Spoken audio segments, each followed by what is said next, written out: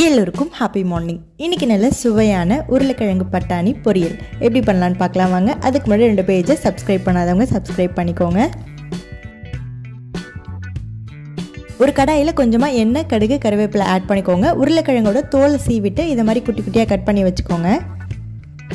கடுகு நல்லா பொரிஞ்சதும் கட் பண்ணி வச்சுருக்க உருளைக்கிழங்கை இதோட ஆட் பண்ணிக்கோங்க.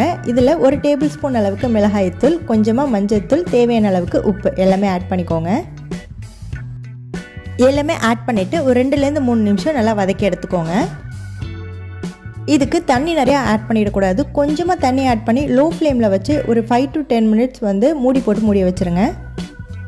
பட்டாணியை முன்னாடியே வேக வச்சுட்டேன். அது இதோட நான் ஆட் பண்ணிக்கிறேன். நீங்கள் ஃப்ரெஷ் பட்டாணியாக இருந்தால் உருளைக்கிழங்கு கூட ஆட் பண்ணிக்கலாம். அப்படி இல்லை அப்படின்னாக்கா நீங்கள் முன்னாடியே வேக வச்சு கடைசியாக ஆட் பண்ணிக்கோங்க. அவ்வளோதான், சூப்பரான உருளைக்கிழங்கு பட்டாணி பொரியல் ரெடி ஆகிடுச்சு. கண்டிப்பாக ட்ரை பண்ணி பார்த்துட்டு கமெண்ட்ஸில் சொல்லுங்கள். எல்லோருக்கும் ஹாவ் அ நைஸ் டே.